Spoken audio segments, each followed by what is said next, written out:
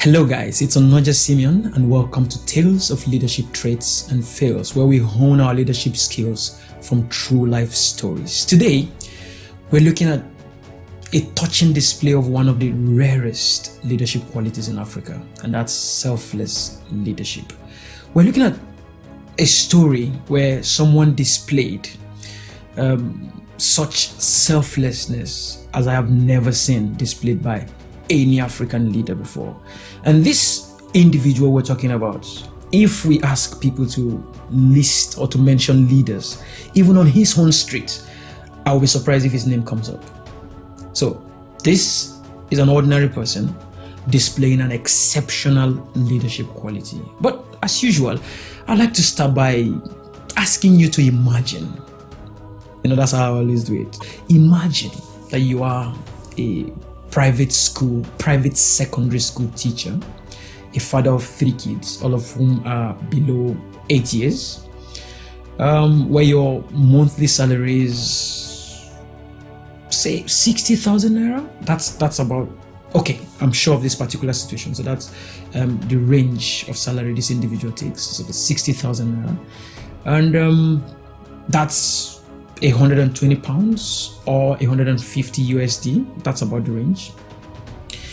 Now, imagine also that you live in a city where the average cost of a 2-bed flat, which should be the appropriate house for that size of family, a family of 5, would range from 25,000 naira to 50,000 naira. That's in low-income areas, low-end areas. Also, imagine that you are in a city where you would need approximately 15,000 naira to transport, like normal bus transport per month. Also, that a place where the average cost of a bag of normal rice, there are different kinds of rice, normal rice that you would just eat, to kill hunger, is around 7,000 naira for 5 kg. So imagine that that's your situation. What would be your greatest concern if you hear of a total lockdown? Not forgetting the earlier background I just stated, that if there's a total lockdown, private schools are not going to pay anybody a dime. So what would be your greatest concern? Would it be how you're going to feed your children? Because obviously, from what I've just stated, there's no way you would have any savings.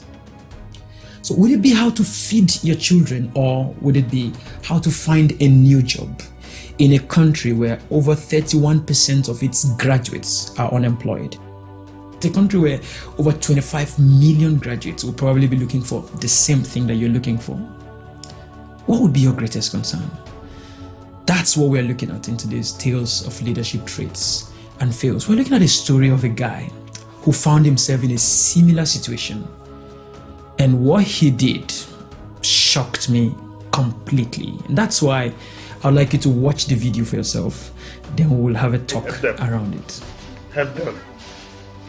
It is high time we stood up to help ourselves. Very, very important. Private school teachers are suffering. There are many teachers for the past 3 months that have not collected a dime. Please, let us help. I want to use this medium to beg all the proprietors and the proprietresses of private school owners to please, for God's sake, help your teachers. The best time you can help them is now. Thank you, and God bless you. I take you to the highest point of your endeavor in Jesus' name. Thank you very much. Now, when I was told about this viral video of the crying teacher, to be honest, I just said, wow, he sure does have a lot to cry about. The reason is because I was once a private school teacher in Abuja, and my monthly salary as at then was 15,000 naira. Yeah, 15,000 naira. That's what I was earning for 30 days as at that time. So I just said, well, yeah, he sure does have a lot to cry about. Now, this video did go viral, and people contributed money to support the guy. And the next thing the guy did is a real display of selfless leadership. This guy was able to, gather over ₦1 million, I think about 1.2 million naira. And considering the background I just told you about, he has a lot of things to do with 1.2 million naira. But what did he do? He went on, gathered the names of other private school teachers, and started distributing foodstuffs and money to these people. This guy touched over 200 teachers, private school teachers, during that period, and some of them said it was more or less like a lifesaver.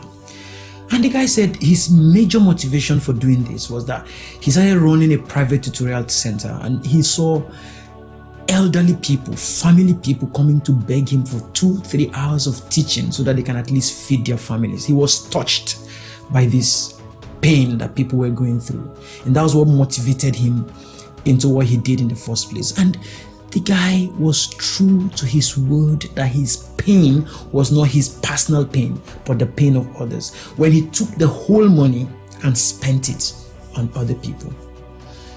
To be honest, that's not something you see always among African leaders, especially because Africa is a continent with one of the longest lists of selfish leaders in the world. We're talking about leaders who will not only lead or rule their country for 35 years, but would go beyond that to spend over $230,000 on hotel bills of themselves and their convoy, and still collect humanitarian aid of less than that amount of money from the UK the same year. We're talking of presidents who rule their continent, their countries for 37 years and still spend so much time on vacation that they are referred to as absentee landlords. Leaders who are so selfish, they don't only loot and steal for themselves and their children, but for the children of their children's great-grandchildren. That's the kind of leaders we are familiar with, not someone who would do the kind of thing this young man did. So this guy displayed an uncommon act of selfless leadership. By this singular act, Akindele clearly put you before me. He put we before me. He was able to influence and motivate others to the achievement of a goal that is beyond himself. That, folks, is selfless leadership. The lesson, therefore, for all growing leaders is that selflessness is one leadership quality we must all strive to cultivate. If we think of leaders like Martin Luther King Jr., whose legacy has lived on even for 50 or more years after his assassination, you would recall words like, "Well, I don't know what will happen now. We've got some difficult days ahead. But it really doesn't matter with me now, because I've been to the mountaintop. I don't mind. Like anybody, I would like to live a long life. Longevity has its place. But I'm not concerned about that now. I just want to do God's will. And He's allowed me to go up to the mountain. And I've looked over and I've seen the promised land. I may not get there with you, but I want you to know tonight that we as a people will get to the promised land.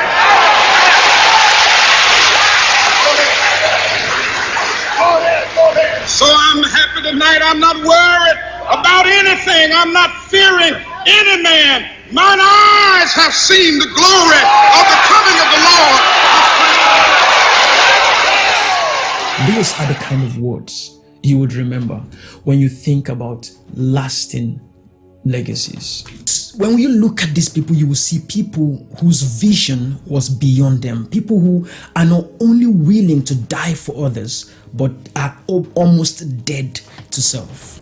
If our aim, therefore, is not to grow into the very leaders we dread, the very leaders whose selfishness has kept our continent on its knees, we must, as a matter of necessity and urgency, begin to cultivate selflessness.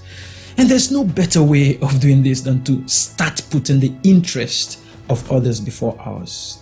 To think us before me, to look beyond us to generations yet unborn.